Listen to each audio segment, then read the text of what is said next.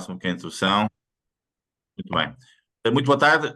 Hoje temos o prazer de ter aqui uma sessão muito especial, na linha daquela que tivemos ontem com o Dr. Espotela. Portanto, ontem falámos sobre consciência e sobre tecnologia, mas o tema da felicidade também esteve muito presente na discussão e, em particular, naquilo que foram algumas das mensagens que o Dr. Espotela nos trouxe.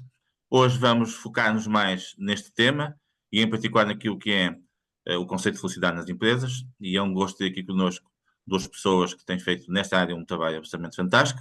O Paulo Simões, meu amigo de há muitos anos, é partner da Egon Zehnder, como sabem, é um executivo search internacional e dá aulas também sobre este tema em várias escolas de gestão. Ricardo Costa é um conhecido gestor empresário de Braga, mas tem também feito um trabalho notável nesta área e já publicou recentemente um livro que eu recomendo sobre o tema.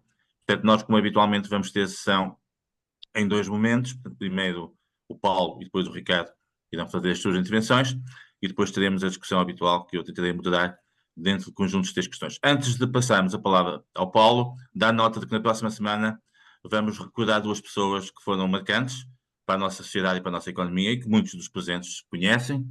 No dia 8, segunda-feira, faz 13 anos que morreu o Leo Vasconcelos, que foi um conhecido gestor e empreendedor e que de facto marcou muito a nossa sociedade pelas suas ligações à tecnologia e à inovação e também a toda uma dimensão empreendedora. A Lalinda Alves vai fazer uma intervenção inicial, mas depois teremos também outros testemunhos de pessoas que conheceram.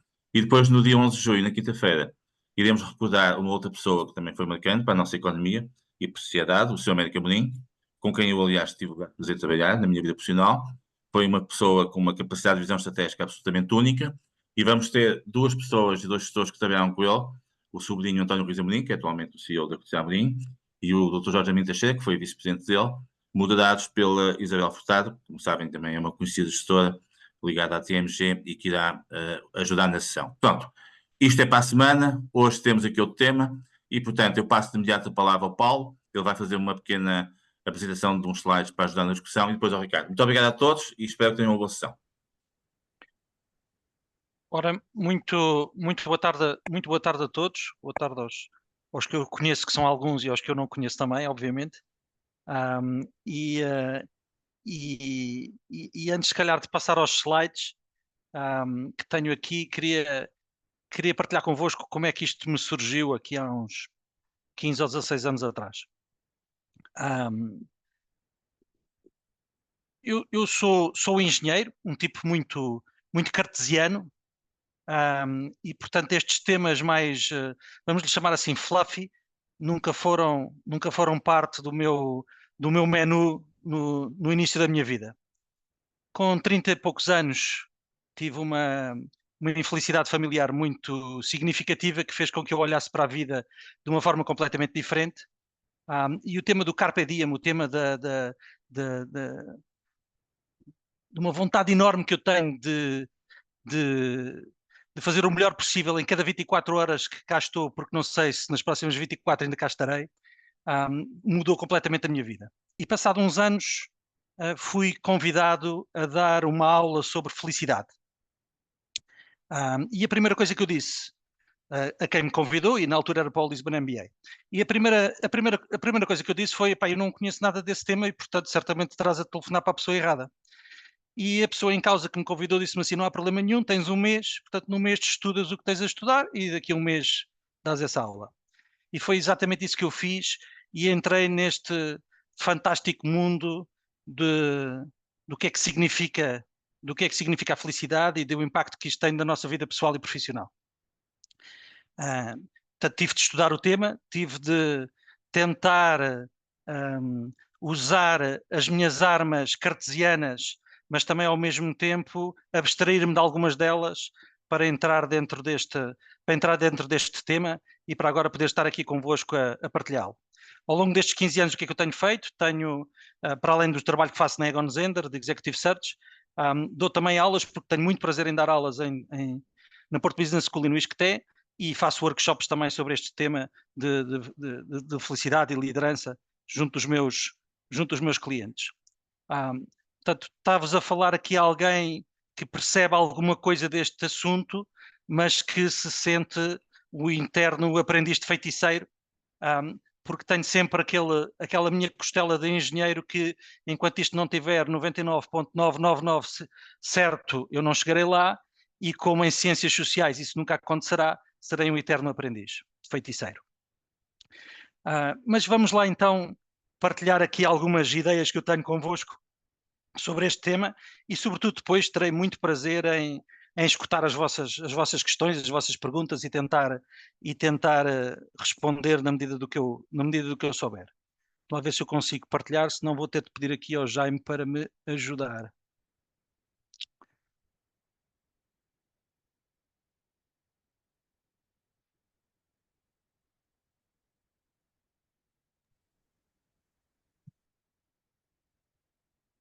Fantástico, porque foi diretamente para o último slide. Sim, senhor, está ótimo. Espero que Sim, estejam senhor. a ver e, portanto, vamos tentar transportar-nos para o primeiro. Já perceberam também que o domínio destas ferramentas... Vai ser mais ou menos 20 minutos, está bem? Ok. Não, vai ser muito menos do que isso. Já perceberam também que o domínio destas ferramentas digitais, de apresentações digitais, não é propriamente a minha praia. As aulas que eu dou são dadas em círculo, sem mesas, sem mesas para os alunos e sem mesas para os professores, o que significa na prática que estamos ali de kimono aberto para fazer uma discussão aberta, e isso é absolutamente fundamental se alguma vez quisermos entender estes conceitos e trabalhar com eles. Vamos a isto. Então, há 3 assuntos aqui que eu gostava de partilhar com vocês. O primeiro é porque é que estamos a falar disto. Em segundo lugar, se este tema de felicidade, num ponto de vista profissional, no trabalho, tem não tem alguma importância. E em terceiro lugar, como é que podemos melhorar, tanto do ponto de vista pessoal como do ponto de vista profissional, a nossa função de felicidade. Então, neste primeiro ponto de porquê falarmos de felicidade, se calhar vamos aqui há mais de 2500 anos atrás, e Aristóteles que nos dizia que a felicidade é precisamente the purpose in life. É por isso que existimos e é por isso que queremos continuar a existir. E, portanto, a ideia de haver uma função de felicidade, e agora puxando aqui para o tema mais de engenheiro, mais cartesiano, o tema de pensarmos numa função de felicidade é algo que faz todo o sentido e que já faz há 2500 anos. E depois não deixa de ser curioso que quando avançamos no tempo e vamos para a Declaração de Independência dos Estados Unidos, logo nos 2 parágrafos iniciais, está lá escrito, preto no branco, que, enfim, todos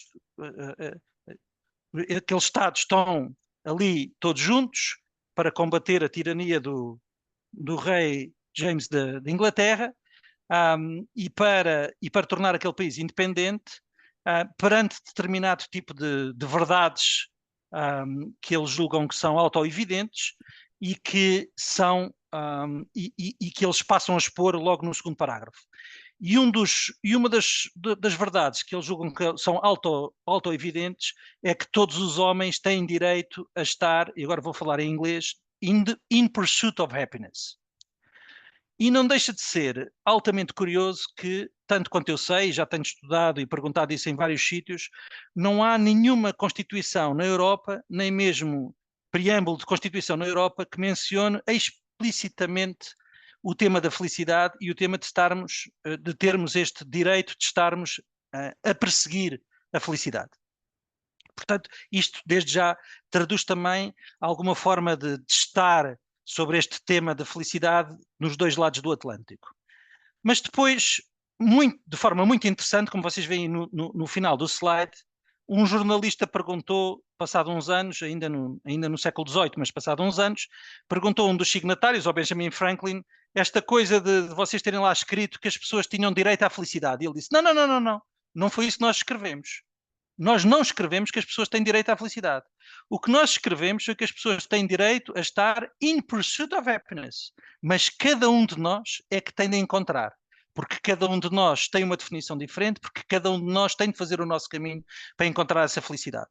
E é isso que me move ao estar aqui a fazer esta apresentação. É isso que me move quando faço os workshops com os meus clientes, é isso que me move quando dou aulas sobre este assunto a alunos da MBA.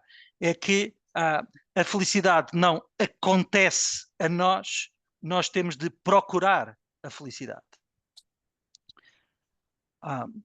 E os benefícios da felicidade estão estudados, para o bem ou para o mal, é uma ciência do século XXI. A Associação Americana de Psicologia Positiva foi criada no ano 2000.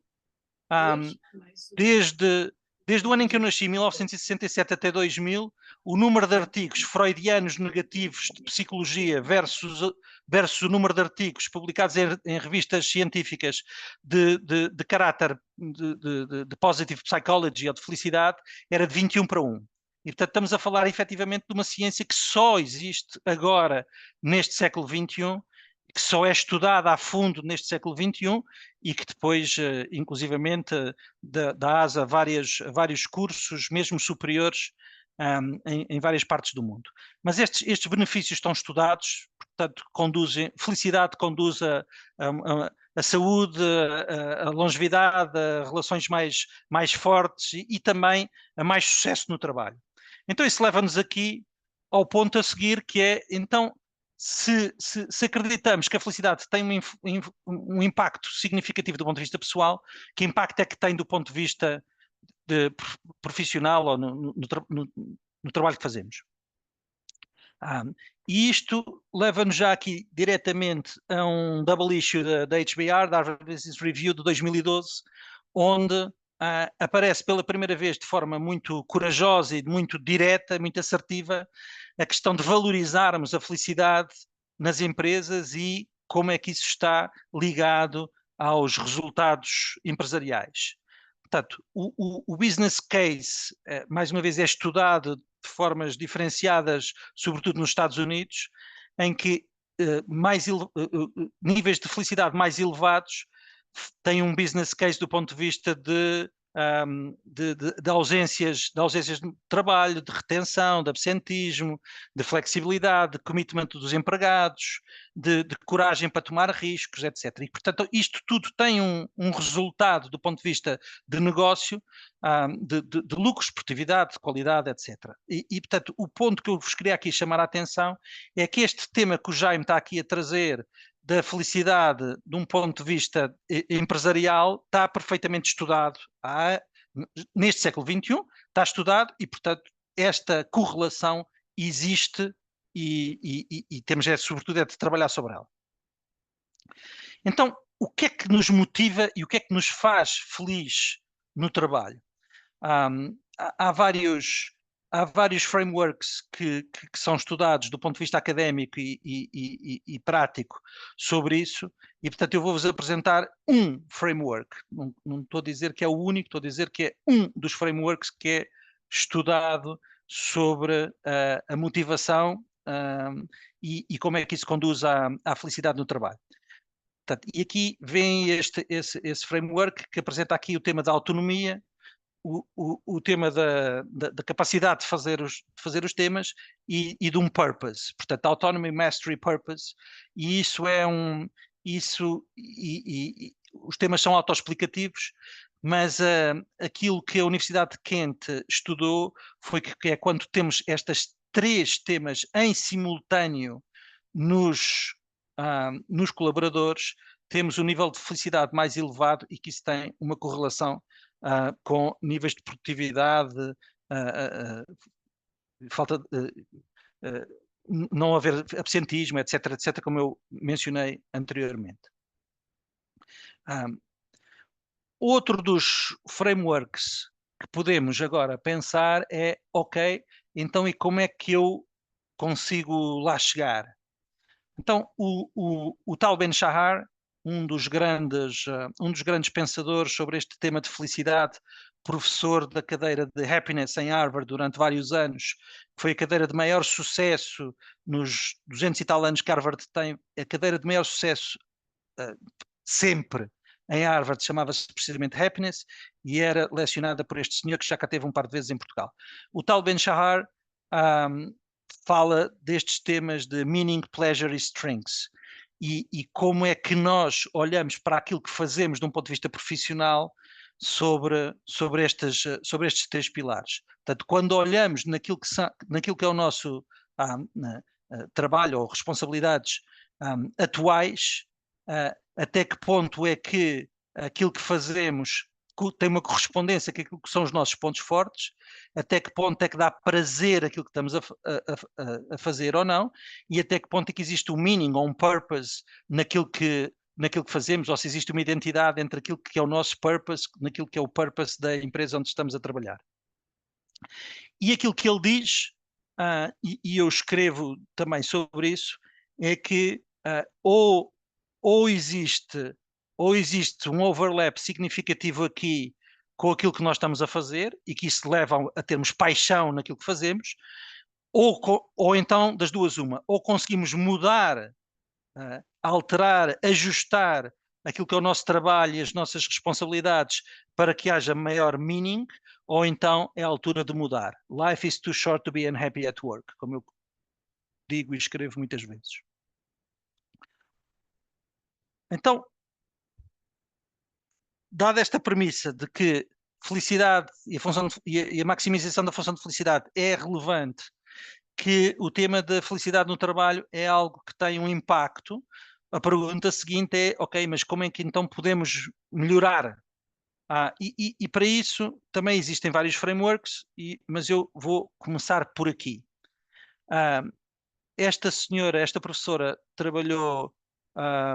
trabalhou este tema de tentar perceber qual é que era a fatia do nosso nível de felicidade. Estamos a falar sobretudo aqui de felicidade de um ponto de vista instantâneo, portanto existem depois dois grandes tipos de temas que nós podemos medir do ponto de vista de felicidade, que é a felicidade instantânea e a felicidade sustentável, mas enfim, não vos vou amassar agora com essa parte.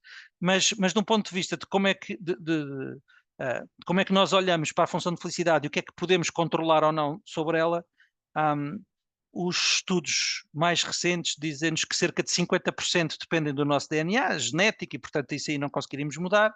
Há 10% que tem a ver com circunstâncias que nos acontecem a nós, como eu falei há pouco, uma circunstância infeliz que aconteceu na minha vida familiar e que tem um impacto sobre isso. E depois há 40% que estão perfeitamente dentro do nosso controle. E nós podemos olhar para isto como o copo meio cheio ou o copo meio vazio, e aquilo que eu tento transmitir sistematicamente aos meus alunos é que devemos olhar para isto como uma benesse monumental. Há 40% do nosso nível de felicidade que depende de nós. Nós podemos controlá-lo, nós podemos aumentá-lo. E isso é absolutamente maravilhoso e é isso que devemos pensar agora, pelo menos nos outros 2 minutos seguintes que eu tenho desta apresentação. Mais uma vez, mais um framework que podia utilizar outros, mas vou utilizar este para ser mais fácil de falar convosco. Este framework foi desenvolvido pelo Happiness Institute e diz que para aumentar o nosso nível de felicidade temos de olhar aqui para cinco temas. Temos de ter uma clareza forte daquilo que é os nossos objetivos, aquilo que é o purpose in life que nós temos, e depois já vamos falar sobre isso. Viver de forma saudável do ponto de vista de sono, nutrição, exercício, etc., é algo que também está perfeitamente estudado, que tem um impacto no nosso nível de felicidade. Ter uma perspectiva otimista, realista, mas otimista, é algo também que tem um impacto forte. Os relacionamentos que temos com outras pessoas e o modo como regamos ou não regamos esses relacionamentos de modo a que eles consigam continuar a florescer também é um tema relevante. Percebermos quais é que são os nossos pontos fortes. Reparem que não é os nossos pontos fracos, é os nossos pontos fortes. E quais é que são as nossas qualidades, atributos, o que é que realmente nos distingue, e trabalharmos sobre eles também aumenta o nosso nível de felicidade, bem como algo que eu tenho mais dificuldade em fazer, que é enjoy the moment e, portanto, apreciar muito o presente e a felicidade que temos de estar a viver neste preciso minuto e de fazer o melhor sobre ele. Outro dos frameworks que eu gosto de utilizar é o último mais 5 slide. minutos, está bem? Mais 5 Não, minutos. não preciso Okay. disto, que isto basicamente acabou. Este é o último slide que o tal Ben-Shahar utiliza utilizava nas suas aulas em Harvard, e portanto, o último slide é, ok, está bem, mas então como é que eu consigo ser mais feliz? Então, desde logo, acreditarmos em nós próprios, termos a capacidade de falhar sem problema. O ponto 3 é podermos fazer aquilo que o Ronaldo fez, que é chorar sem problema. O ponto 4 de termos alguém ou uma forma de abrirmos o kimono e mostrarmos o que é que está no nosso coração, não o que está na cabeça, porque isso fazemos várias vezes, mas o que é que está no nosso coração. O ponto 5 é o modo mais fácil de aumentar o vosso nível de felicidade instantânea, que é expressar gratidão perante uma outra pessoa, simplificar, cultivar relações com outros, lembrar o ponto da saúde, diferenciar, e do exercício, diferenciar e, portanto, saber quais é que são os nossos pontos fortes e saber como é que nós podemos capitalizar sobre esses pontos fortes. E o último ponto do tal Ben-Shahar era patrocinado pela Nike e era do It Now. O último slide que eu tenho aqui para vos mostrar é um exercício que eu aconselho toda a gente a fazer, 3 em 3 anos, 5 em 5 anos, que é de um dos livros que mais impacto teve na minha vida, os Seven Habits of Highly Successful People, o livro que é dado, eu já fiz uma sessão sobre isto, não é, Jaime?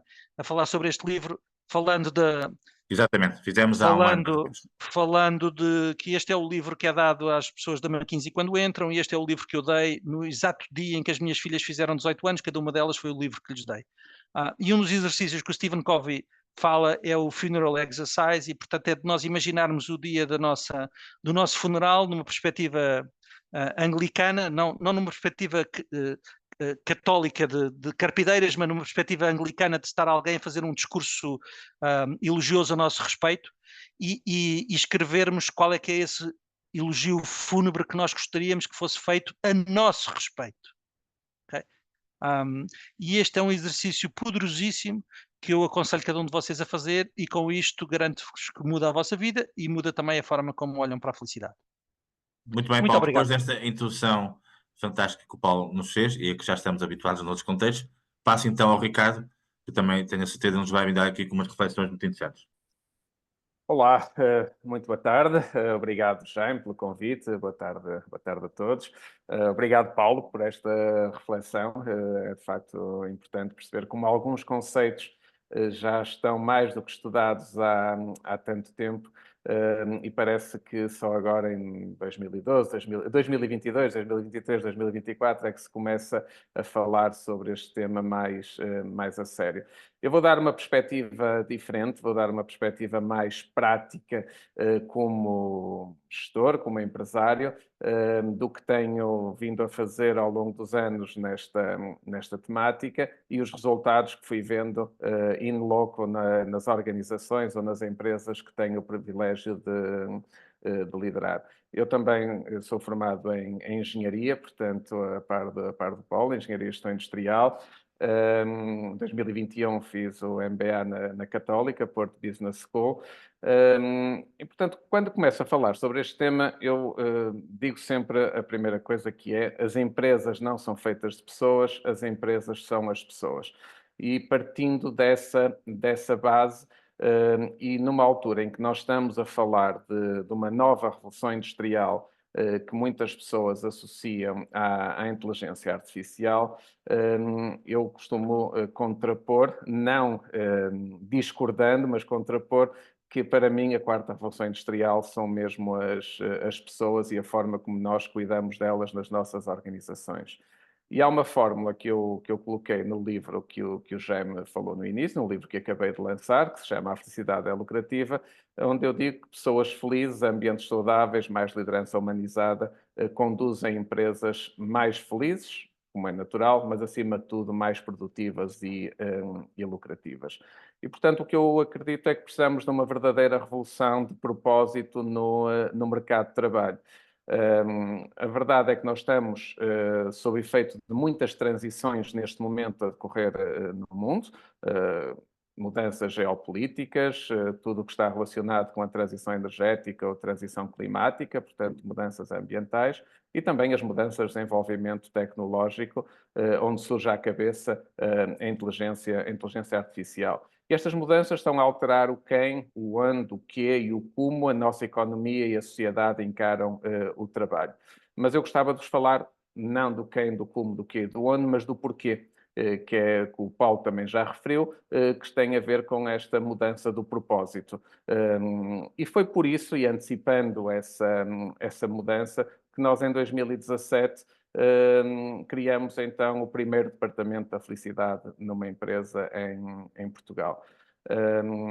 Ele teve uma história muito curiosa, ele nasceu porque eu percebi numa viagem que existia um Ministério da Felicidade em Abu Dhabi e pensei, se houve um país que teve a coragem de ter um ministério para cuidar da felicidade dos seus cidadãos, porque não uma empresa também ter a mesma audácia e ter um departamento que cuide da felicidade, mais do que da felicidade, do bem-estar dos seus colaboradores. Foi um caminho difícil, não nego. Na altura fui apelidado de tudo e mais alguma coisa, de lamechas, de pouco profissional, de que isso nunca podia ser colocado num organograma ao lado de um departamento financeiro, recursos humanos, operações, técnico ou comercial.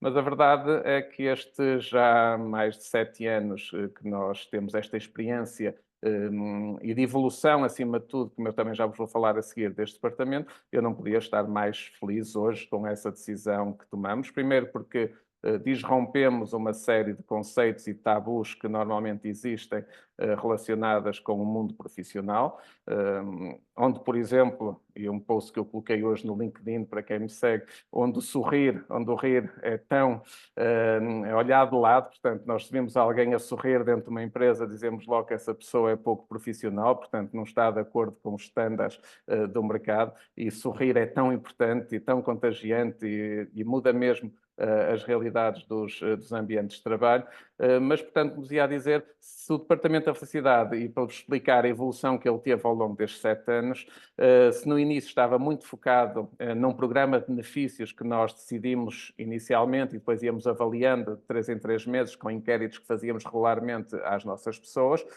íamos retirando ou acrescentando benefícios consoante os resultados desse inquérito, ele hoje está muito mais ligado à individualidade, a tudo aquilo que está relacionado com a flexibilidade laboral, com a flexibilidade de horários, com o teletrabalho, com os prémios individuais de desempenho, porque percebemos uma coisa que todos vocês vão concordar de certeza, é que a forma como eu sou feliz é seguramente diferente da forma como cada um de vocês é feliz. E, portanto, passamos de uma abordagem muito mais generalizada para uma abordagem muito mais individualizada. E o que é que foi preciso para isso? Foi preciso nós pararmos e escutarmos, e falarmos, e ouvirmos as nossas pessoas. E por isso, quando me perguntam o que é que a nossa Chief Happiness Officer faz, mais de 80% do tempo que ela tem disponível passa a ouvir as pessoas, ouvir as suas expectativas, ouvir os seus enquadramentos familiares, perceber como é que os seus enquadramentos familiares impactam na vida profissional, perceber como é que as pessoas se veem na empresa há 5 ou há 10 anos, e isso revelou-se de facto muito relevante. Claro que depois temos alguns benefícios, no meio aqui são alguns, portanto, a celebração de alguns dias, o serviço de engomadoria, o serviço de refeições, seguro de saúde, um salário mínimo sempre muito acima do salário mínimo nacional, e uma série de eventos, e as nossas famosas gatas, que também já há 2 anos que nos acompanham e contribuíram muito para o ambiente que nós temos dentro da organização, as 3 gatas que adotamos e que vivem connosco, como eu disse, já há mais de 2 anos. A verdade é que nós mudamos o nosso significado de sucesso. Se antigamente o sucesso era medido pelo cargo e pelo salário, e portanto era assim que nós definíamos e olhávamos para uma pessoa de sucesso dentro de uma organização, hoje em dia, principalmente esta nova geração, olha muito para a saúde mental, para a saúde física, gostar do que se faz, o tempo livre, o propósito e, claro, o salário. O salário, que é uma coisa que eu disse, e também escrevi um artigo no Expresso há umas semanas que foi muito polémico, onde eu referi que os portugueses não são pouco produtivos, os portugueses são mal pagos. Porque o mesmo português a ganhar aqui 800 euros se for para e é considerado pouco produtivo, se for para a Alemanha fazer exatamente a mesma função, é logo considerado um funcionário excepcional. Normalmente é isto que acontece e eu tenho muitos casos que conheço exatamente como este que relatei. E, portanto, subir de facto os salários deve ser um desígnio das empresas, aumentar o rendimento líquido disponível dos portugueses deve ser um desígnio do Estado, reduzindo, como é lógico, a carga fiscal, e para aumentarmos a produtividade é fundamental apostarmos cada vez mais nas qualificações, em formação ao longo da vida. Há 2 dados que eu partilho sempre quando falo deste tema. Um é que Portugal é o pior país da OCDE no que se refere ao gap de qualificações entre empresários e trabalhadores. Portanto, nós em Portugal temos trabalhadores muito mais qualificados que os empresários. Isto é algo que temos que melhorar. E, por outro lado, é o segundo pior país da OCDE no que se refere à formação ao longo da vida. Portanto, nós tivemos sempre a ideia que acabávamos o nosso grau académico, fosse ele 12º ano, licenciatura, mestrado, e depois só até aos 66 anos, à altura da reforma, não tínhamos que estudar mais. Como já vos falei há pouco, com tantas mudanças, com tantas transições, onde a mudança é a única constante que nós temos neste momento, se não nos adaptamos, se não nos requalificamos, vamos ter, de facto, muitas dificuldades em acompanhar estas mesmas transições. O que é que depois este conceito trazido para dentro das empresas, de um melhor ambiente de trabalho, de um equilíbrio entre vida pessoal, profissional e familiar, saúde, segurança e bem-estar, nos levou a concluir? Há 3 aspectos que para mim são fundamentais hoje em dia nas organizações e que resultam desta cultura organizacional que eu vos falei agora. A simplicidade. Nós verificamos que conseguimos ter empresas mais simples e a simplicidade é ótima nas organizações. Eu lembro-me sempre de John McNeil, do ex-CEO da Tesla, que disse: se achaste que já simplificaste, simplifica ainda mais e vais ver o aumento de produtividade e de eficiência que vais ter na organização. E, portanto, nós conseguimos, com pessoas orientadas para as soluções e não para os processos ou não para os culpados, reduzir enorme a carga burocrática e toda aquela complexidade que é muito característica das nossas organizações. Eu costumo dizer, e não me levem a mal, que nós só usamos essa complexidade para parecermos inteligentes e para parecer que as coisas são muito importantes. Portanto, se nós conseguirmos tirar este estigma, nós de facto simplificamos e ganhamos muita mais produtividade. A parte da liberdade. E o que é que eu quero dizer com liberdade? É nós podermos ter pessoas que sintam, pensam e digam exatamente a mesma coisa na empresa, sem medo de ser criticado, sem medo de ser colocado de lado pelos colegas. Portanto, conseguir um ambiente livre, onde as pessoas possam exprimir as suas opiniões, as suas sugestões, os seus processos de inovação, é fundamental para a organização. E, por fim, aquele que para mim é o ponto, se calhar, normalmente nos nossos inquéritos vinha sempre como o problema principal a tratar, e eu, enquanto presidente da Associação Empresarial do Minho, que eu fui nos últimos 3 anos e contactei com diversas empresas, todos me diziam o mesmo: tem a ver com a comunicação. Com a comunicação interna e ambientes, e isso também já está em muitos estudos que começam a aparecer agora relacionados com a felicidade, que a promoção de ambientes saudáveis, de ambientes onde impera o bem-estar, melhora muito todos os processos de comunicação interna e a comunicação é mesmo fundamental, como todos que estão aqui acabam por reconhecer. Dizer-vos só que impacto é que nós sentimos nos nossos resultados organizacionais, porque é uma pergunta que me fazem muitas vezes quando eu falo deste tema: mas traduz-me lá isso por dinheiro, porque isso é tudo muito bonito e agora vamos lá ver quanto é que isso dá lá na DR no final do ano. Eu não consigo dizer se nós faturamos mais ou menos por causa do Departamento da Felicidade, não consigo dizer se o nosso EBITDA ou os resultados líquidos foram maiores ou menores. Agora consigo aqui 6 dados que para mim são muito relevantes e que sim que se traduzem em benefício económico para a empresa. A redução do turnover, essa é clara. Um ambiente de trabalho positivo reduz os custos de recrutamento, formação de novos colaboradores, e nós muitas vezes esquecemos quanto custa substituir alguém, principalmente se for alguém que podia ter ficado e que até queria ficar e que nós não o conseguimos atrair para continuar na organização. A satisfação dos colaboradores, e hoje também já há estudos que o dizem, aumenta em cerca de 12% a produtividade, a insatisfação reduz em 30% a produtividade. Portanto, nós temos a falar aqui de um gap de 42% na produtividade entre um colaborador satisfeito e um colaborador insatisfeito. Tudo o que está relacionado com o absentismo, colaboradores se sentem mais felizes, mais motivados, faltam menos e, portanto, isso também se traduz num ganho efetivo.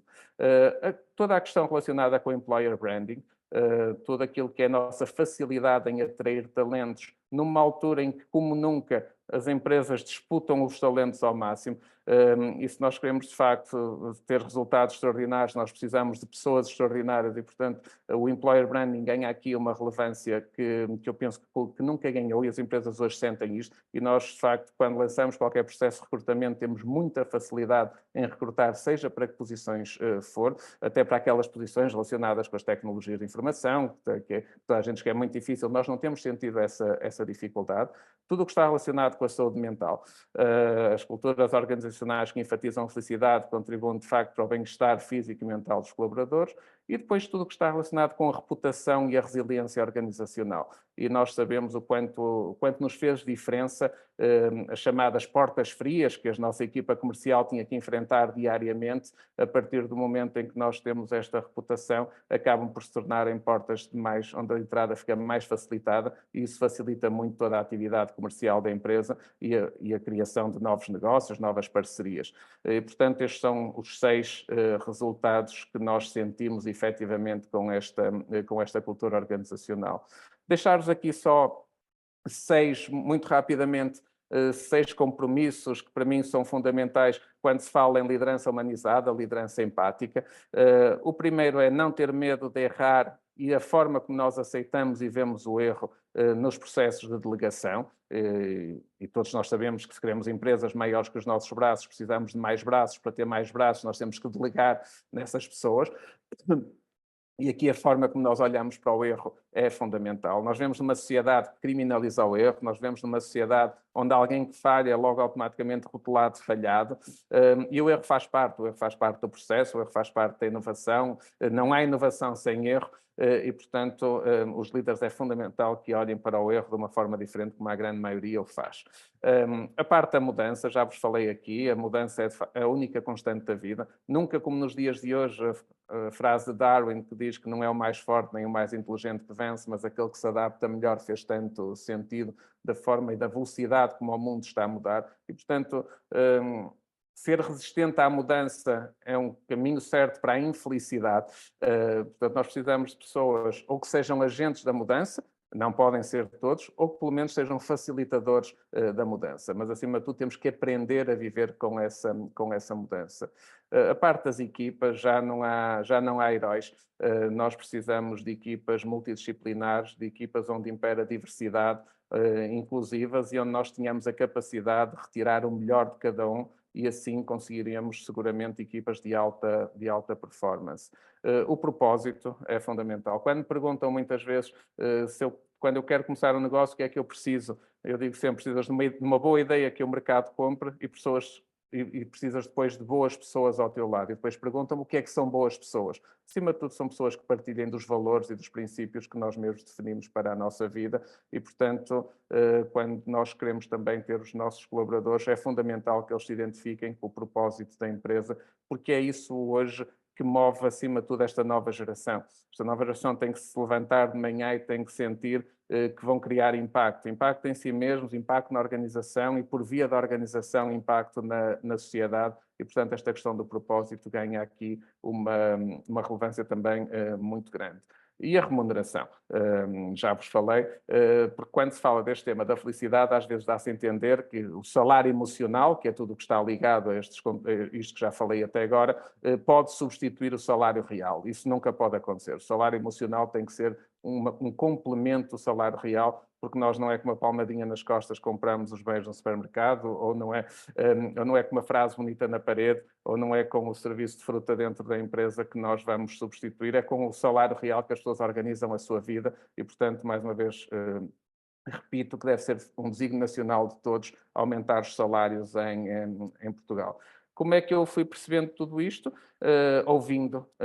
Eu comecei uma rúbrica inspirada no Rui Bairrada, que era receber pessoas de fora da empresa aqui para almoçar comigo no escritório, Mas depois pensei, eu estou a dedicar tanto o meu tempo, e são de facto pessoas fantásticas que eu recebi aqui na empresa, que me inspiram imenso, mas será que eu conheço as pessoas dentro da organização? Pessoas que trabalham comigo há 5, 10, 15, 20 anos, será que eu as conheço verdadeiramente? E então substituí essa rúbrica pelos pequenos almoços que se chama Inspiração à Mesa, Conversas Matinais, onde eu converso sem falar de trabalho com as pessoas aqui da empresa, e de facto é muito importante quando nós conhecemos verdadeiramente quem temos connosco, quem está a vestir a nossa camisola, quem está a lutar todos os dias pelo bem da empresa, e portanto é essa forma que é a melhor forma de quem está no dia a dia na empresa, de nós conseguirmos perceber a empresa que temos e aquilo que podemos fazer mais pelas pessoas. E foi tudo isto que eu tentei, esta experiência, com uma partilha muito humilde de 20 anos de liderança de organizações, 3 anos de presidência de uma associação empresarial, colocar no livro A Felicidade é Lucrativa, que acredita mesmo, eu acredito, eu sinto isso, que nós cuidando das pessoas, elas cuidam dos nossos clientes, dos nossos fornecedores, de todos os nossos stakeholders, e conseguimos, de facto, atingir melhores resultados quando temos as pessoas motivadas nas nossas organizações. E era um pouco esta a minha partilha. Pronto, Ricardo e Paulo, mas agora, como é habitual nestas sessões, temos um período para discussão aberta.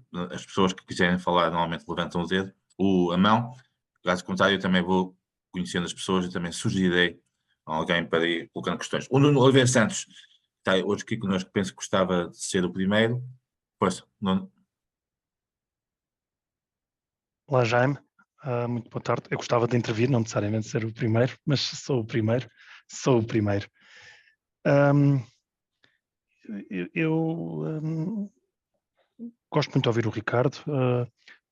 Eu sou gestor de carreira, de profissão, e o maior salto profissional que tive na minha vida como gestor também o devo ao Paulo, que participou nesse processo e portanto estou aqui perante o Ricardo, conheço há menos tempo, mas temos criado uma empatia forte desde muito cedo, e talvez porque realmente as coisas que tu fazes, Ricardo, para tocar no último exemplo dos pequenos almoços, que era uma prática que eu tinha quando estava na condução da GFI em Portugal, é um exemplo de conexão.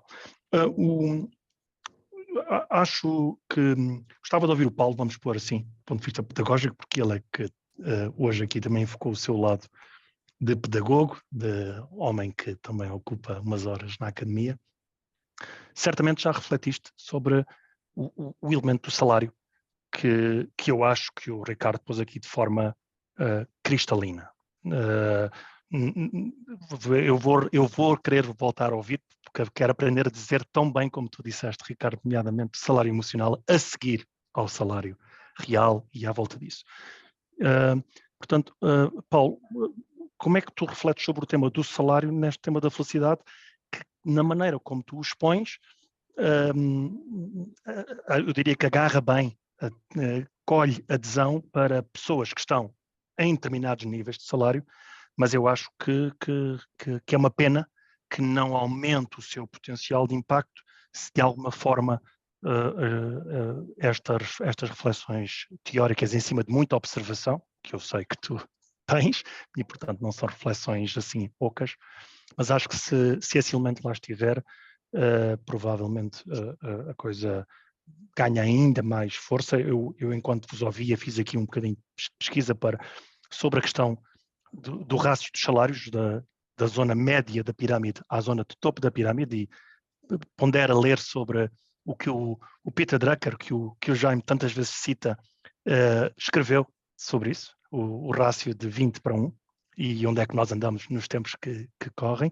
E se houver espaço, Ricardo, se eu não ouvi o podcast, o Ser ou Não Ser, e que vou ouvir, onde tu estiveste, e que teve como parangona 1.500 euros salário mínimo até o mais tardar em 2030, no grupo Bernardo da Costa. Se quiseres partilhar alguma coisa sobre isso aqui, também gostava de ouvir o racional por trás desses 1.500 euros. Obrigado, Jaime. Para este primeiro round de 3 questões, temos também a Aida, que é uma conhecida Jaime, queres mesmo colecionar? Sim, eu preferia. Sim, normalmente temos feito assim, porque se todos vocês preferirem resposta direta, mas normalmente Mas prefere a resposta direta, Ricardo? Como é que prefere? Para mim é Não, igual. pode ser. É-me indiferente. É-me indiferente. Eu acho que as questões são relativamente pequenas e, portanto, é fácil. Portanto, temos a Aida e depois a Luísa Ana Costa Correia, está bem? Agradecer questões breves para depois os nossos oradores também saberem responder. Bem, Muito obrigada a ambos os oradores que foram brilhantes na minha perspectiva e partilho em grande medida deste pensamento. Aquilo que eu gostaria de introduzir é uma provocação, claro, sou o que eu estou, portanto é isto que eu trago para cima da mesa, e a minha provocação em termos de reflexão sobre este tema vem a partir de 2 pontos de observação. Um deles é a chamada tirania da felicidade, que é como é que podemos fazer aqui a integração entre as polaridades, que é a felicidade nas organizações, e ao mesmo tempo o poder está triste e o poder também estar com outras emoções e a usar todo o painel das emoções. Como é que isto se pode educar, entre aspas, e sairmos um bocadinho da polaridade entre a doença mental e a felicidade? Isto é uma proposta de reflexão.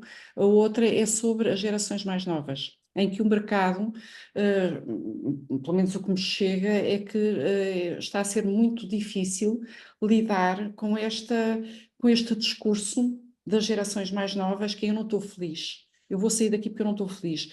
E que é uma busca incessante de um estado idealizado de felicidade, e é como se houvesse aqui um desafio que é para as gerações mais maduras de incorporarem esta ideia de que a felicidade contribui para a produtividade e contribui para tudo na vida, para as organizações, para as pessoas, etc.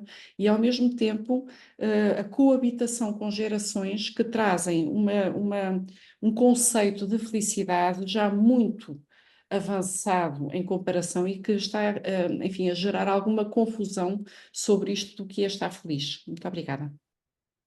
muito bem. E para terminar este primeiro round, então, a Luísa Ana Costa Correia. Luísa. Muito obrigada, Jaime. Eu também dou os parabéns aos dois palestrantes de hoje. Eu concordo a 100% com o que eu vi e penso muito nisso.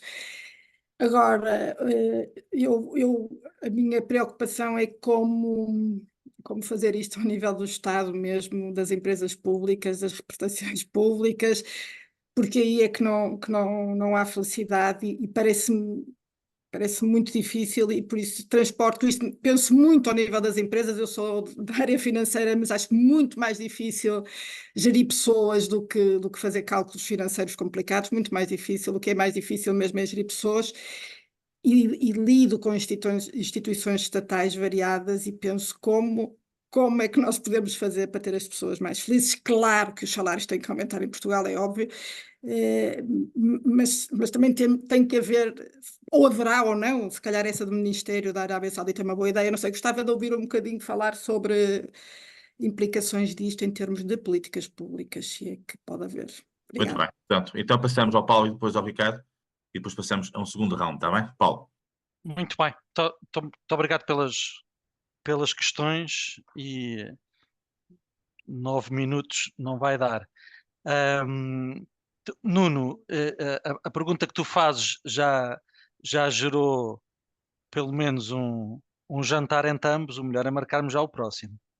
A ver, a pergunta do Nuno sobre salários e felicidade e esta conexão, há aqui, vamos pôr isto em 3 temas. Vamos pôr isto num tema académico, vamos pôr isto num tema académico, num tema político, e depois numa perspectiva de Portugal. No tema académico, existem estudos, podemos acreditar neles ou não, mas existem estudos publicados que apresentam uma correlação direta, one for one, entre felicidade instantânea e available income, portanto, aquilo que cada um de nós tem disponível depois de pagar impostos, portanto, para fazer tudo, desde andarmos de transportes públicos a pagarmos a nossa casa, a comermos.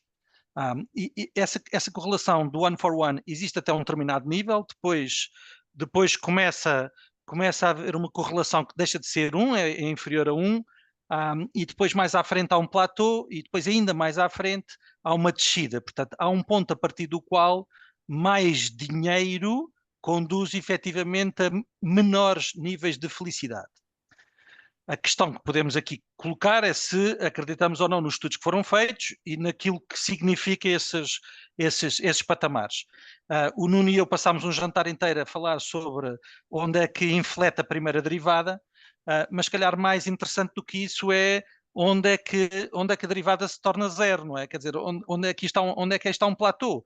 Porque aí torna-se super interessante, porque aí significa que cada euro a mais que estamos a dar, efetivamente não está a contribuir para a felicidade das pessoas. E esse valor é efetivamente elevado. Portanto, eu não vou andar por aqui com coisas, esse valor é efetivamente elevado e, portanto, o pressuposto, a hipótese inicial do Nuno é perfeitamente verdadeira, isto é, quando estamos a pagar coisas do género do ordenado mínimo nacional em Portugal, efetivamente, vamos lá deitar pelo lixo, pela borda fora, este tema de falar de felicidade, que temos é de falar de mais €1. Isso é a perspectiva, se tu quiseres, académica. Depois há toda uma perspectiva política de como é que chegamos lá. E eu venho da Business Roundtable em Carcavelos, onde estava a falar precisamente deste tema e do que é que isto significa, e portanto aí também ficou muito claro que enquanto andarmos a bradar aos céus salários mais elevados, também não vamos a lado nenhum.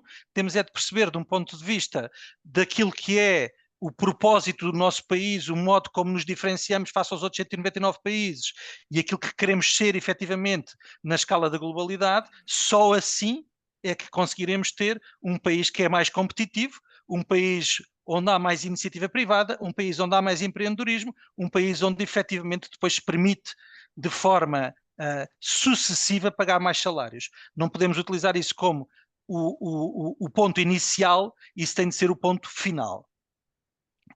Depois, de um ponto de vista do nosso país, Nuno, o tema aqui é que nós falamos muito pouco sobre felicidade. Nós, enquanto país, falamos muito pouco sobre isto e, portanto, a única coisa que eu posso fazer é dar uns kudos fantásticos ao Ricardo por pôr isto em cima da mesa e por falar sobre isto e tornar isto um tema onde as pessoas falam, discutem e tentam realmente chegar mais à frente. Isso eu acho que é algo que é fundamental e que temos de chegar a todos com essa perspectiva.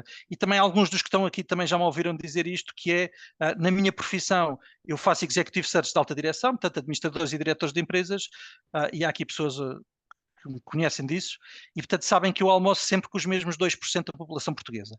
E o que significa que tenho enorme dificuldade em entender os outros 98% da população, e dentro desses 98% da população estão muitos daqueles que vivem com o ordenado mínimo, ou com 2 vezes o ordenado mínimo, e isso sim é um tema político que temos de resolver. Jaime, dás-me só mais um minuto só para cada uma das outras perguntas. Não, nós vamos até às 7h01. A Aida perguntou sobre o tema da tirania da felicidade e do portfólio de emoções. A Aida queria lhe dizer que, em termos da tirania da felicidade, esse é um tema que também está perfeitamente estudado. Portanto, quem tem como propósito da vida maximizar em todo momento a função felicidade é profundamente infeliz. Isso está perfeitamente estudado. E, portanto, a tirania da felicidade existe. Aquilo que não existe é aquilo que nós estamos a fazer aqui, aquilo que eu tento fazer nas minhas aulas, que é levar as pessoas a pensar sobre isso. E o levar as pessoas a pensar sobre isso implica, desde logo, a resposta à sua segunda pergunta, que é: o portfólio de emoções é absolutamente essencial. O abrir o kimono, como eu dizia há pouco, é absolutamente essencial para conseguirmos chegar lá. Termos essa capacidade de demonstrar, de chorar quando é para chorar e de rir quando é para rir, é fundamental. Se não atingirmos esse estado, não vamos conseguir atingir um estado de felicidade mais elevado. E como é que isso se faz? Dando liberdade, desde logo, aquilo que o Tal Ben-Shahar dizia e que o Ricardo também dizia há pouco, que é dar-nos a liberdade de podermos rir e chorar. Essa liberdade é essencial e essa liberdade deve ser tida tanto em casa como no local de trabalho. O tempo do líder heroico, seja o líder de CEO, seja o gestor de uma equipa, acabou, não existe. No século XXI não existe. Portanto, esse portfólio de emoções é essencial para para prosseguirmos em frente do ponto de vista da felicidade. A Luísa, que eu conheço há vários anos, a Luísa coloca o tema mais difícil de responder, Luísa. Pá, isso também nós já discutimos isso, portanto você sabe que eu sou um liberal por natureza e, portanto, a minha ideia de Estado é que deviam ser duas pessoas a fazer a gestão dos reguladores. Ponto, acabou. Pronto. E essas duas seriam muito felizes. Muito bem. Ricardo. Ok. Obrigado pelas questões e pelas mensagens que estou a ver aqui no chat. Respondendo então primeiro ao Nuno, eu confesso, e vou ser o mais sincero possível, como sou sempre, o valor de 1.500 euros não tem nenhum estudo académico por trás onde eu tivesse chegado, olha, este é o valor ideal. Eu acho que, acima de tudo, nós devemos colocar objetivos a nós próprios, e se eu acredito que aumentar os salários é um desígnio nacional, eu tenho que dar também um exemplo enquanto gestor, enquanto empresário. E pareceu-me um objetivo ambicioso, tendo em conta aquilo que tem sido a progressão do salário mínimo nos últimos anos, e mesmo tendo em conta aquilo que tem sido nos últimos 3 anos, que tem sido muito maior do que foi nos outros 10 anos atrás, portanto, em percentagem, o que eu considero muito positivo. E, portanto, o valor de 1.500 euros é um sinal interno dentro do Grupo Bernardo da Costa e também externo, de que temos que ser ambiciosos nesta questão de aumentar os salários e, portanto, temos de definir objetivos. Da mesma forma que nós temos, por hábito, definir dentro das organizações objetivos de faturação, objetivos de resultados líquidos, objetivos de EBITDAs, porque não também ter um objetivo do salário, de que queremos ter um salário para conseguir dar melhores condições às nossas pessoas. E, portanto, o que está por trás deste objetivo é única e exclusivamente isto, é nós criarmos dentro do grupo um objetivo para que todos trabalhemos para que ele seja atingido e para dar um sinal ao exterior que, de facto, as empresas também devem preocupar-se, além de anunciar só os seus resultados e os seus ganhos, também ter uma preocupação com os salários que vão pagar no futuro para ir de encontro a este desígnio. Esta questão que a Aida coloca é fundamental. E é fundamental porque o Departamento da Felicidade não é para pôr as pessoas felizes. Porque nós não conseguimos pôr ninguém feliz à força, que fica aqui já bem assente. Isso é o primeiro passo para a infelicidade. Okay? Nós impormos a felicidade a alguém é o primeiro passo para a infelicidade. O Departamento da Felicidade destina-se a ter um espaço, um ambiente de trabalho e pessoas que, quando as pessoas estão menos bem, sintam que podem ir para a empresa, que vão encontrar colegas que as vão ajudar a ter um dia melhor. Só isso. Nós não fazemos nada para impor felicidade, nós não andamos aqui a dizer, pá, se não estás feliz, vê lá se te pões, porque senão não estás dentro dos parâmetros da empresa, isso não acontece. É tal liberdade que eu falei há pouco, é tal liberdade das pessoas, independentemente de como se sentem, aquelas que se sentem menos bem, têm vontade de ir para a empresa porque sabem que não vão ser julgadas, não vão ser criticadas e vão ter alguém que as vai entender. E esta é a nossa preocupação com o Departamento da Felicidade. Não somos toda a empresa perfeita, muito longe disso, mas também trabalhamos todos os dias para sermos melhor amanhã do que somos hoje nesta questão. E isso também é importante referir. Portanto, completamente de acordo que não pode existir nunca uma tirania da felicidade, nem colocar ninguém feliz à pressão. Sobre a terceira pergunta, eu tenho dado muitas palestras e algumas no âmbito da função pública ou do terceiro setor, que é outra área muito complexa, porque estão muito limitados também sob o ponto de vista legal e normalmente ganham todas o salário mínimo, as pessoas ganham todas o salário mínimo, as que trabalham no terceiro setor. O que é que eu digo em relação a isto? Como é lógico, nós precisamos de uma reforma profunda da administração pública. Isso é o primeiro passo, para que, de facto, a meritocracia seja cada vez mais valorizada, para que possa existir um reconhecimento das pessoas que, de facto, o merecem e que hoje, a nível monetário, não vou dizer impossível, mas é praticamente impossível de existir. Mas as lideranças podem fazer com que o ambiente de trabalho seja melhor. E o que é que nós temos na generalidade das empresas e que é extensível à função pública? É que a grande maioria das lideranças intermédias subiram a esse cargo ou pelos anos que já estão na respectiva empresa ou organização, ou pelas suas competências técnicas. e esquecemos-nos sempre das competências humanas e esquecemos sempre que os líderes, acima de tudo, lideram pessoas, não lideram processos nem procedimentos. E como há aqui este déficit de soft skills ligado à gestão de pessoas, à liderança de pessoas, elas depois acabam por não perceber que, acima de tudo, têm é que liderar pessoas. E isto é transversal ao privado e ao público.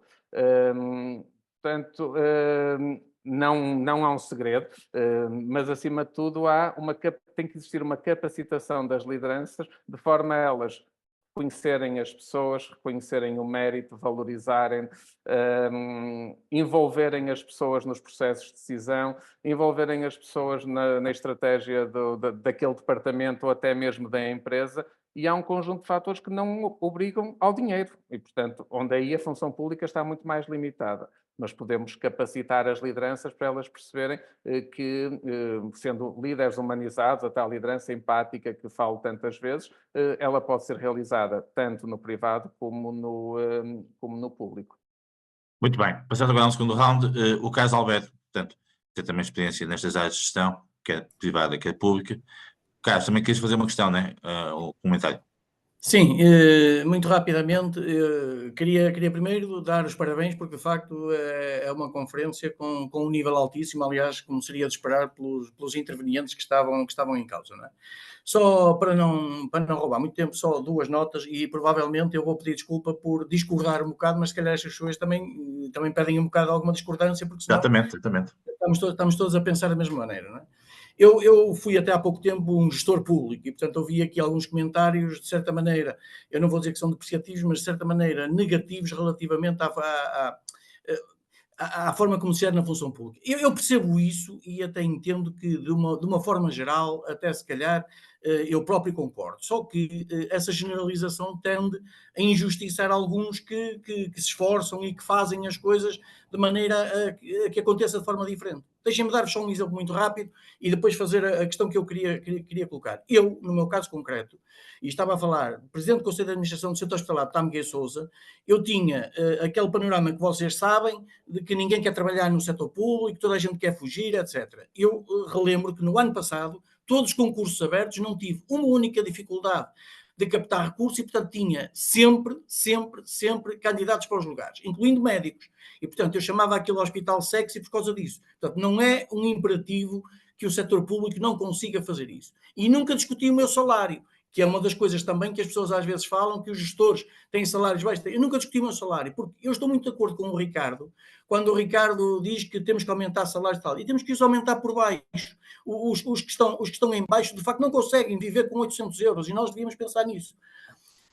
A questão que eu queria colocar, depois deste meu comentário relativamente ao setor público, que não tem que ser aquela visão negativa que às vezes se fala, podemos fazer, e há casos concretos onde isso se faz. O Nuno, que esteve aí há bocadinho, o Nuno conhece-me bem, trabalhei com o Nuno no GFI, e portanto temos largo tempo de experiência nesse sentido. E colocava a questão justamente com o comentário do Nuno. Estão ou não estão de acordo? Estão ou não estão disponíveis para, e no caso concreto do Ricardo, que tem muitas vezes até aquelas afirmações de certa maneira polémicas, para trazer à discussão o tal gap do salário da base e da pirâmide. Porque, de facto, eu no meu modesto entendimento, considero que é absolutamente fundamental fazer essa discussão de uma maneira que se torne natural. Não me parece razoável que haja discrepâncias como muitas vezes nós temos dentro das empresas, que são impossíveis de fazer com que as pessoas tenham um nível digno de vida. Bem, a Cláudia, penso que também queria fazer uma questão que tem a ver com o setor social. Força, Cláudia. Olá, muito boa tarde a todos. Muito obrigada por esta oportunidade maravilhosa. Eu sou grande fã do Ricardo, aliás, encomendei o livro dele há uns dias, está para chegar. Nós estamos a ver. Está sem câmera? Peço desculpa. Não estão a ver, deixe-me só tentar. Mas lá também não me estão a ver porque eu saí de um curso de coaching e liderança e vim no carro a ouvir-vos e, portanto, muito bem, não há problema nenhum. Continua, portanto, isto está tudo relacionado com uma instituição do setor social, como a Misericórdia, nomeadamente, onde eu estou há 2 anos e tenho agora um desafio grande pela frente, que será da parte da gestão da felicidade, do salário emocional pronto, de uma liderança humanizada e tudo isso. O que acontece é que nós temos um problema muito grave nas instituições de setor social, nomeadamente nas misericórdias portuguesas, que é os salários são baixíssimos e não há progressões na carreira há anos e anos e anos. Vou-lhe dar uma ideia, tudo que é auxiliar, ajudante lar e por aí administrativo ganha salário mínimo, tudo que é licenciado ganha 1.020 euros de base, tabela. 1.020 euros e o salário mínimo praticamente são semelhantes, não é? Porque quem ganha o salário mínimo nem faz descontos, quem ganha 1.020 faz descontos e, portanto, estamos aí. E, portanto, o que é que está a acontecer? Estamos a perder todo tipo de pessoas. Estamos a perder os talentos, estamos a perder os novos, estamos a perder os menos novos. E isto é muito complicado. Tentar dar a volta à situação sem um aumento muito razoável do valor dos salários. Era só o meu comentário e agradecer esta oportunidade. Muito obrigada. Sim, senhor. Eu é capaz, para concluir esta segunda nota, de pedir ao Belmiro Torrescoto, que é um gestor que está em Portugal, está também na Roménia, conhece bem as diferenças de vários países. Belmiro, queres colocar alguma questão ou comentário? Belmiro, não se... Sim, estão-me a ouvir agora. Desde já quero agradecer esta excelente... Estás em Aveiro ou na Roménia? Estou em Bucareste. Muito bem, sim. Eu acho que isto é sem vídeo, não sei... perdão. Olá. Eu estou muito satisfeito de ter participado nesta conferência e quero agradecer aos dois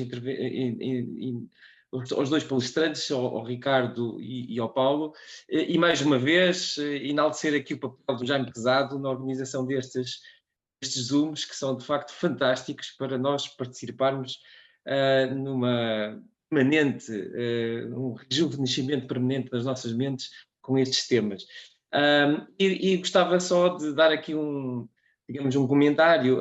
A mim parece-me que a felicidade, e o Paulo mostrou isso bem num dos slides que passou, a felicidade depende muito dos próprios. Sem dúvida que o Ricardo contextualizou aqui como é que pode contribuir para que as pessoas se sintam mais felizes com diversos mecanismos. Mas eu diria que todos os mecanismos que nós vemos serem implementados, serem discutidos nas empresas, passam muito pela flexibilização do horário, passam muito pelas remunerações, os prémios mais variáveis ou mais no valor fixo, ou nas percentagens, digamos, dos negócios realizados ou até dos dividendos distribuídos. O que eu diria deixa muitas limitações, isto é, há muitos tipos de trabalho onde nós não conseguimos encontrar este tipo de instrumentos de uma forma prática. Há muitos trabalhos onde nós não podemos flexibilizar os horários, as pessoas têm que trabalhar em equipa, têm que trabalhar numa fábrica, tem que ser numa fábrica, tem que lá estar, senão a fábrica não funciona. Enfim, temos aqui mecanismos que são muito específicos para alguns casos muito concretos. E, portanto, quando nós pensamos que num arquiteto, num engenheiro, num projetista, num advogado, enfim, podemos flexibilizar muitas destas coisas, mas em muitos casos é difícil de encontrar instrumentos para dar esse tipo de flexibilidades. Só por curiosidade... Não sei se queres colocar também alguma questão ou é só o comentário, peço desculpa. Sim, não, deixava este comentário como Está bem, muito bem. Questão, isto é, como é que nós podemos encontrar instrumentos que vão para além destes mecanismos, da flexibilidade dos horários e dos prémios. E só gostava, por curiosidade, já que me deste a palavra, de perguntar ao Ricardo o que era aquilo das gatas. Estamos mesmo a falar de animais, de felinos dentro da empresa? Boa pergunta, sim, senhor. Bem, agora começamos com o Ricardo e passamos ao Paulo, está bem?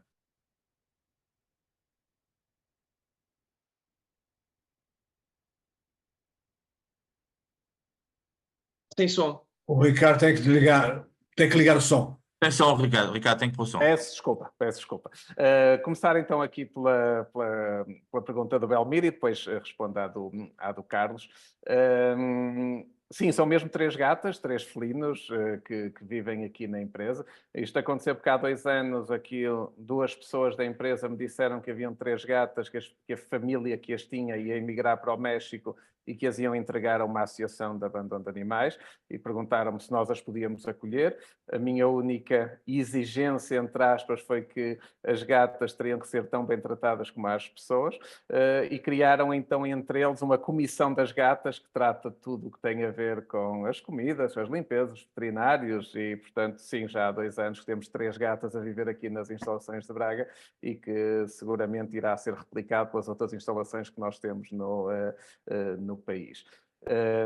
E também só um comentário ao que disse, eu estou completamente de acordo com a questão da individualidade. Um exemplo que também posso dar, foram muito famosas as viagens que nós oferecíamos aos colaboradores. Nós estivemos em Punta Cana, no México, em Cabo Verde, na Jamaica, em Cuba, em Ibiza, mas eu percebi que as pessoas queriam era dinheiro ao final do mês, então no pós-pandemia, então trocamos a viagem por prémios bastante significativos, mensais, e sentimos uma diferença abismal na produtividade.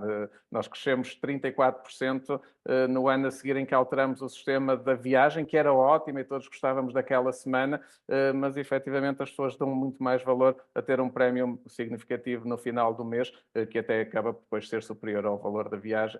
E, portanto, só para dizer que esta questão da individualidade, o que é que motiva e do que é que faz cada um levantar de manhã com a motivação em alta para vir trabalhar, é fundamental.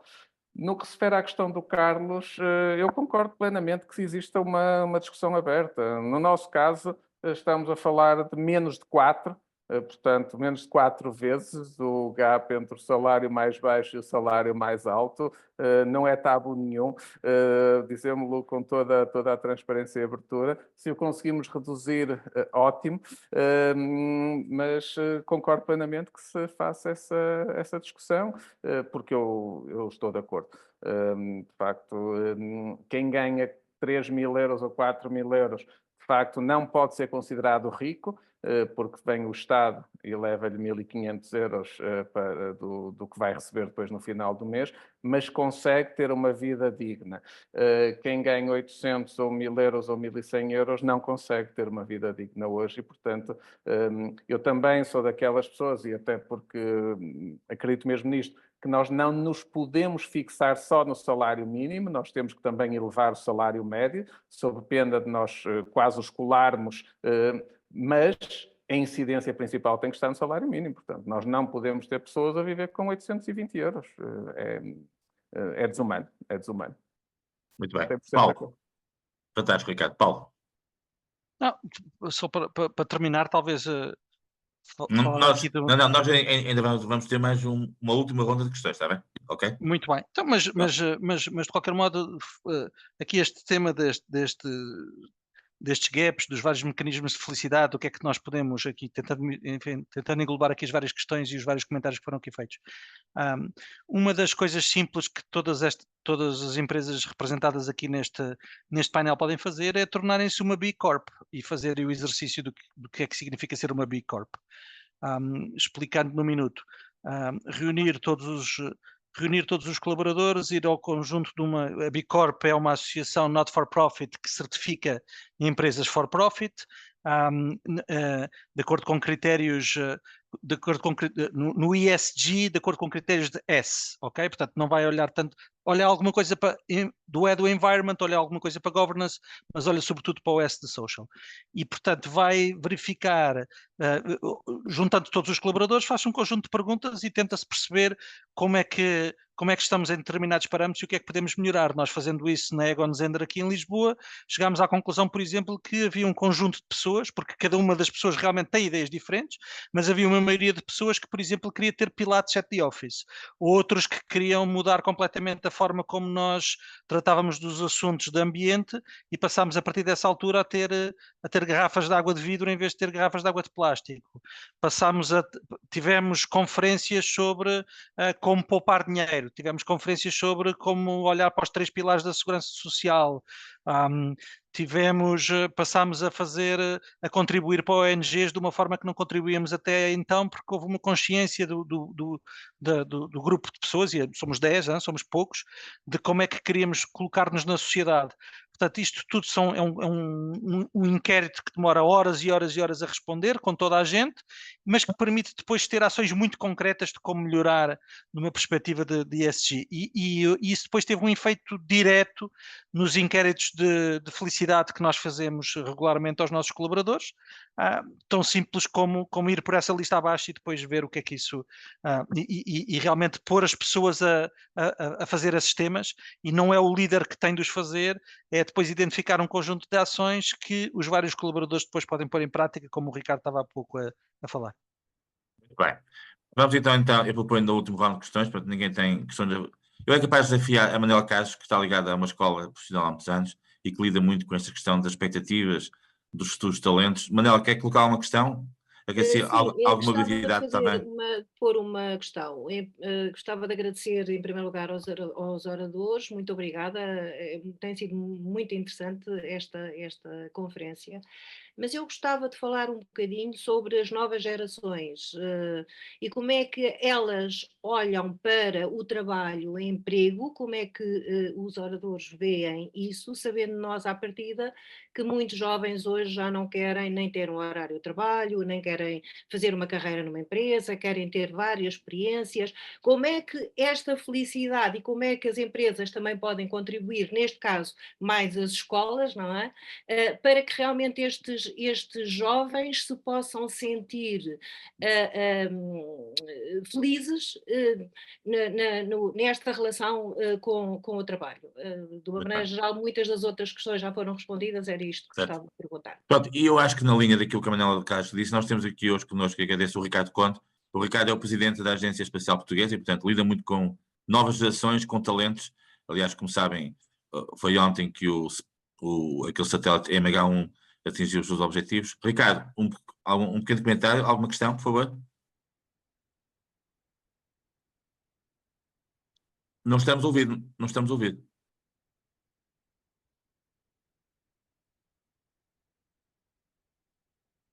Está sem som.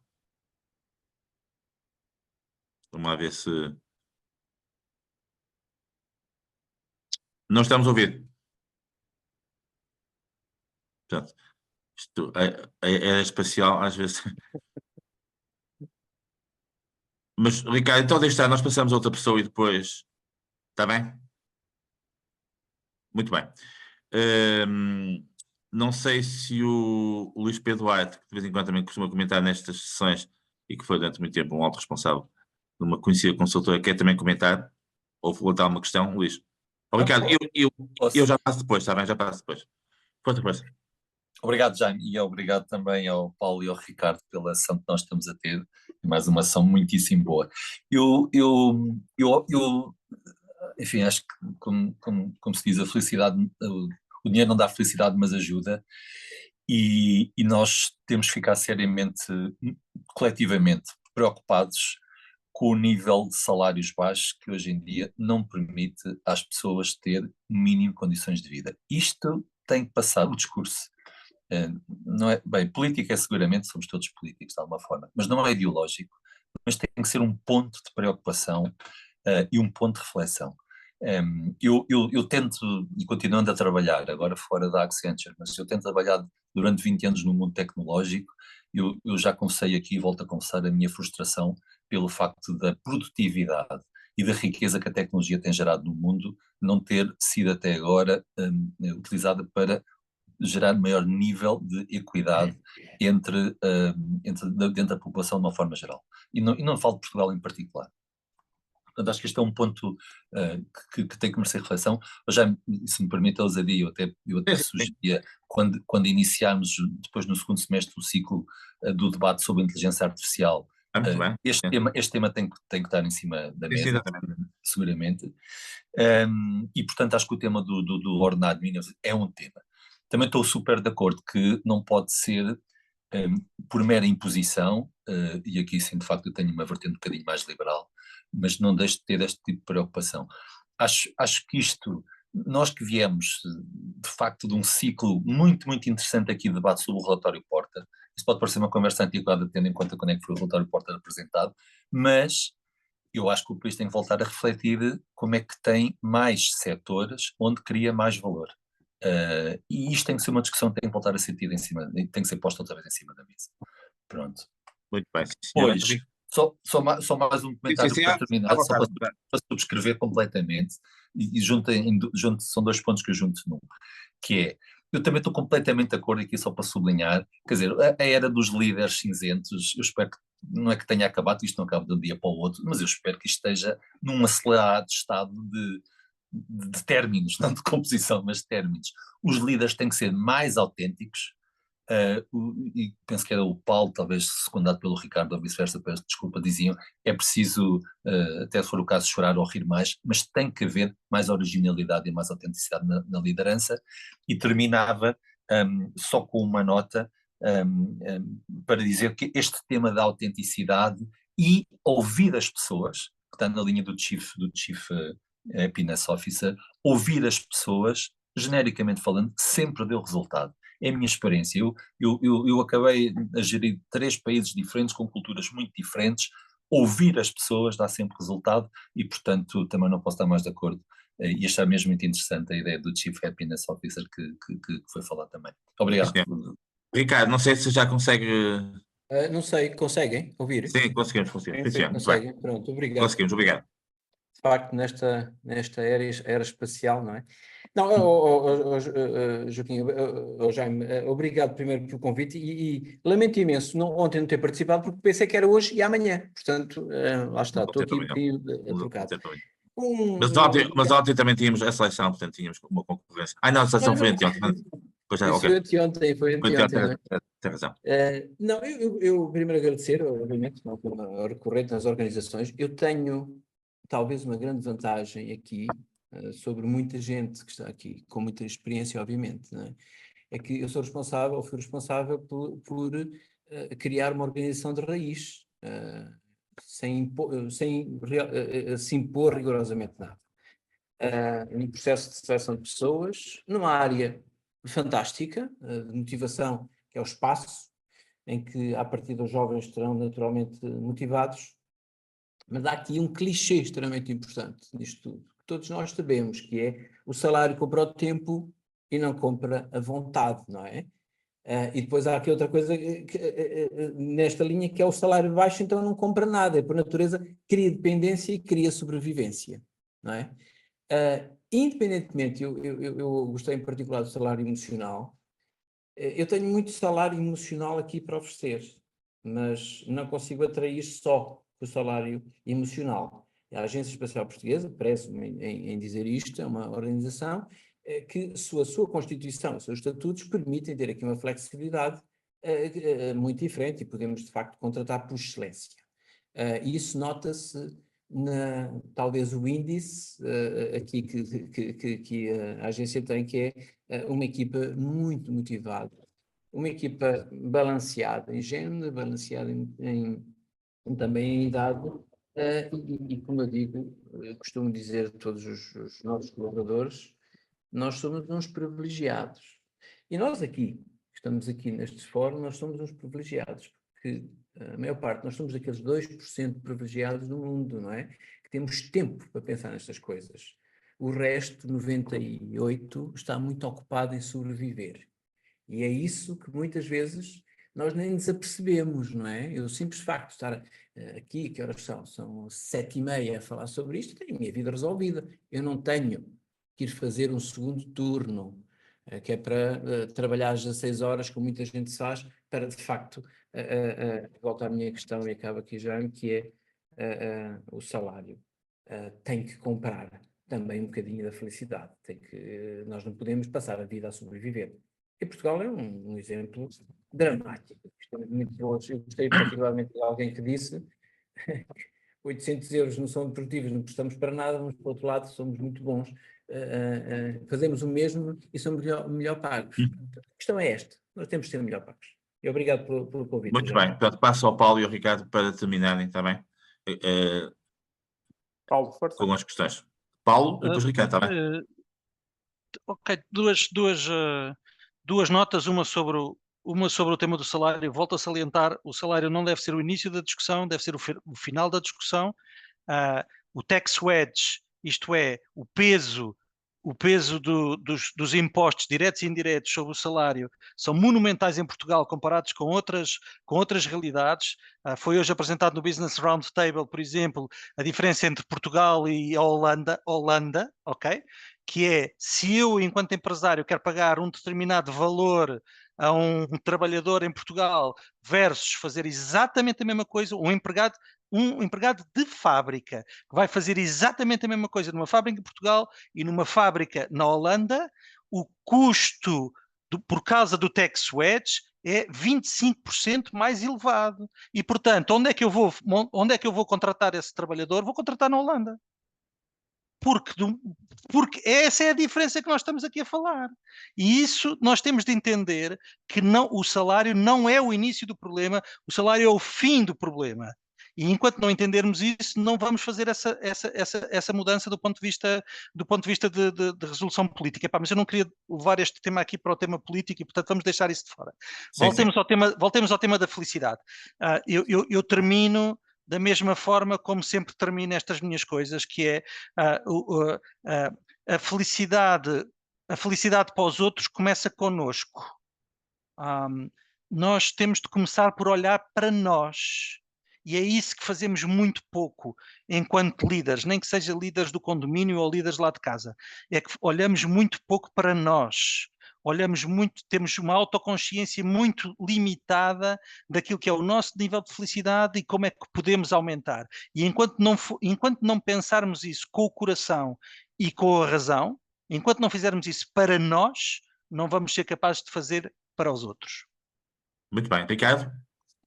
Ora então, eu há pouco esqueci-me de facto de falar desta questão da intergeracionalidade e de como é que esta nova geração olha para o mercado de trabalho e que desafios é que isso acarreta para as lideranças.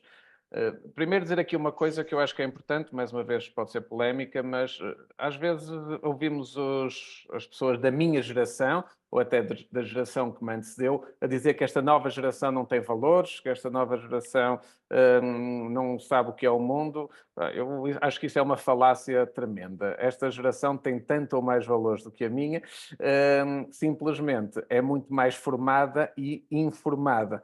E não acome tudo aquilo que nós comíamos, por falta das nossas qualificações, e nós podíamos estar aqui uma série de tempo a falar sobre este tema, mas não nos podemos esquecer do ponto de partida das nossas qualificações há 20 ou há 30 anos atrás. Estávamos mesmo muito atrasados e, portanto, éramos obrigados, por falta dessas mesmas qualificações, a aceitar muitas das coisas que depois se tornaram quase normais no mercado de trabalho, mas que são tudo menos normais, principalmente se compararmos com os países do centro e do norte da Europa. E, portanto, por outro lado, como também é muito mais fácil hoje em dia a um jovem, e costumo dizer com 50 euros, que compra um bilhete de avião e está numa capital de um país do centro ou do norte da Europa, onde a sua formação e as suas qualificações são valorizadas, portanto, isto é um desafio para as lideranças. E não quer dizer que eles veem tudo da melhor forma, não veem. Também é verdade que nós temos que fazer-lhes perceber que nem tudo é redes sociais, nem tudo é o YouTube, nem tudo, mas é a geração que nós precisamos para as nossas empresas.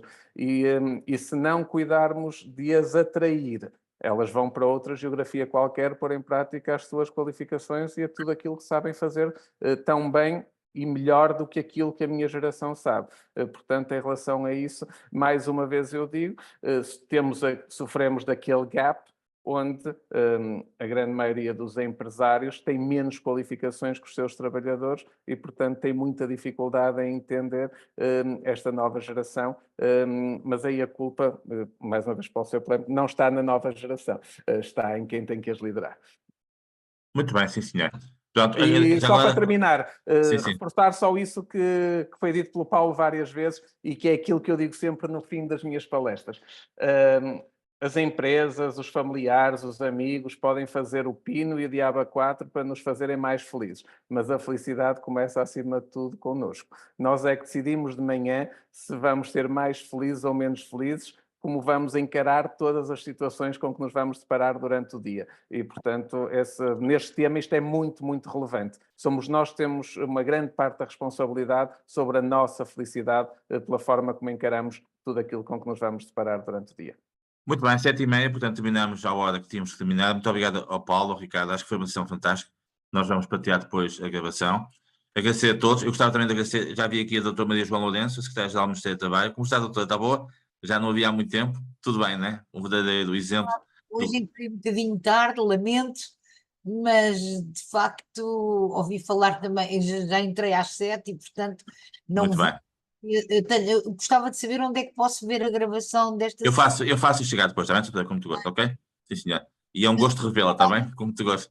Ouvi falar muito na função pública Sim, exatamente. tudo isso e realmente, enfim, nós vamos fazendo para a felicidade dos trabalhadores e eles de facto circulam muito e são muito rotativos para as entidades da administração pública que dão melhores salários e concordo em absoluto que ordenados como os que nós temos na função pública e digamos com a rigidez que existe de promoções, etc., não dá muita possibilidade de os tornar felizes. Mas nós, de facto, também fizemos uma parceria até com a Lusófona para fazer um inquérito e, de facto, pronto, não queria tomar mais tempo. Não, dá a tua beça, não se preocupa. Depois teremos a oportunidade um dia, se calhar, também de abordar e falo consigo também sobre isso, exatamente. A doutora Maria João Lourenço é há muito tempo secretária-geral do Ministério do Trabalho e é um exemplo do que é, de facto, uma dedicação ao Estado e acho que é um gosto tê-la aqui connosco. Pronto, muito obrigado a todos, está bem? E foi um gosto revê-la, está bem, doutora? Obrigado pela atenção. Obrigado, nós é que agradecemos.